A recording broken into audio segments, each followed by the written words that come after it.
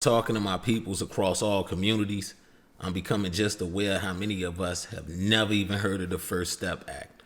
That's like a monumental piece of legislation that President Trump passed into law December 18th of 2018. The mainstream media, they have not reported on this historical piece of legislation because they really don't want y'all to know what's going on or what good President Trump is doing for the community. But Politic G here to bring it to y'all. I'm here to tell y'all what's going on. I'm gonna let y'all know exactly what the president doing. So President Trump basically took the first real step to prison reform after decades of discrimination in the American criminal justice system. All of this is because of failed policies by the Democrats. All of these main people who in prisons, the overpopulation is coming from Democratic strongholds. So this is failed policies by the Democrats. This done led America to basically become a prison nation. I mean, we got more people locked up than any other nation on earth. So the First Step Act is just that. It's a first step towards prison reform. It shortens mandatory minimum sentences for nonviolent drug offenses. Mandatory minimums disproportionately affect the black community and are a part of the failed war on drugs. Basically, they unfair, so more than likely, they unconstitutional. It expands the drug safety valve, which would give judges more discretion to deviate from mandatory minimums when sentencing nonviolent drug offenders. The next step would probably be to get rid of mandatory minimums altogether. It also eases the federal three strikes rule, which currently imposes a life sentence for 3 or more convictions of the same offense and issues a 25-year sentence instead. The bill also makes the Fair Sentencing Act retroactive. That bill was passed in 2012 to help reduce the sentencing disparity between crack and powder cocaine. I think at the time it was like 100 to 1. So 1 gram of crack was the equivalent of 100 grams of powder cocaine. The Fair Sentencing Act now is going to apply to everybody who it didn't apply to before. So it's been made retroactive. So at the time the law was enacted, it only applied to people from that point going forward. What Trump has done is went back and made it retroactive. So it's going to apply to a lot more people. As of me even doing this broadcast, like 3,100 people already done came home already. I think it's like another 100,000 or so scheduled to be released over like the next 12 months. So, really President Trump is doing something major for people who have been counted out and left in the dust. These are nonviolent drug offenders, people who have failed due to the war on drugs, failed democratic policies. Keep that in mind. So back to the First Step Act. It also includes provisions that will improve the conditions for current prisoners. The bill will require federal prisons to offer programs to reduce recidivism.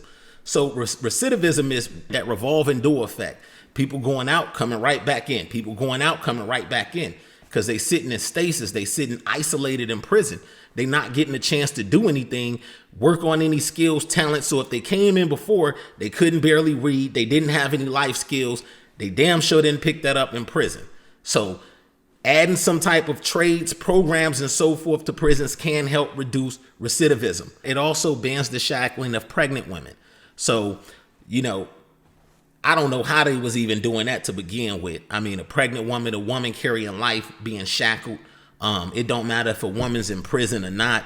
A woman carrying precious life deserves the same care and treatment as any woman anywhere carrying precious life. In addition to that, more good time should be awarded to nonviolent offenders. Again, good time was changed along with the abolition of parole during the Clinton administration. Clinton crime bill in like 94, I think the bill passed. I think shortly after that, 95, 96, they changed the good time to parole, took a lot of the programs out. Really, they just start warehousing people. That's what that resulted in. So they literally start building prisons that resemble warehouses, rows and rows of bunks, people just stacked on top of each other. Nonviolent drug offenders, people who probably needed a second chance at an economic opportunity, or drug users who needed help or rehab. So we really got some problems and some things we still got to work on. This is just the first step towards that. That's very important. Democrats need to work with Republicans in Congress to make President Trump's immigration reform plans materialize into legislation. Illegal immigration will directly impact the success of these American citizens that's coming home from prison. See, because unskilled labor positions have always been the come up for people who on the grind are trying to get back on their feet. So if you was just coming home from prison, recovering from homelessness, trying to escape domestic abuse or anything like that, where you trying to recover, these are the kind of jobs that are typically what get you back on your feet. They don't require skill. You could almost walk on any job site, be able-bodied, and be willing to work and get the job and probably progress and pick up a skill as you there. So illegal immigration hurt that, because illegal immigrants, believe it or not, are pricing us out on a lot of jobs, and that needs to stop. I'm a firm believer in that. So in addition, legal immigration laws need to be changed to curb the inflow of foreign nationals taking jobs in the U.S. tech industry. The record low unemployment and wage increase in black communities are directly related to President Trump's efforts to reduce illegal immigration. The growth in hiring and the wage increase has been seen in agriculture, food services, construction. So all these jobs that I was just saying, these jobs that typically are unskilled labor jobs, these are the positions you see in the wage growth in. This is big. So we do not want illegal immigrants to be getting these jobs that Americans need. That's just a fact. The growth could also apply to the U.S. tech jobs, though. So if we were to somehow curb legal immigration somehow, it might force American tech companies to hire from within. They might even be forced to incorporate some programs to teach our kids coding or something, because now they need to hire Americans. Why are Americans competing with the world for American jobs? That don't make no sense at all. It's the most backwardest thing I've ever seen or heard of in my life. This is the exact kind of nonsense that President Trump is trying to put an end to, okay? I appreciate y'all giving me a moment to walk y'all through the First Step Act, man.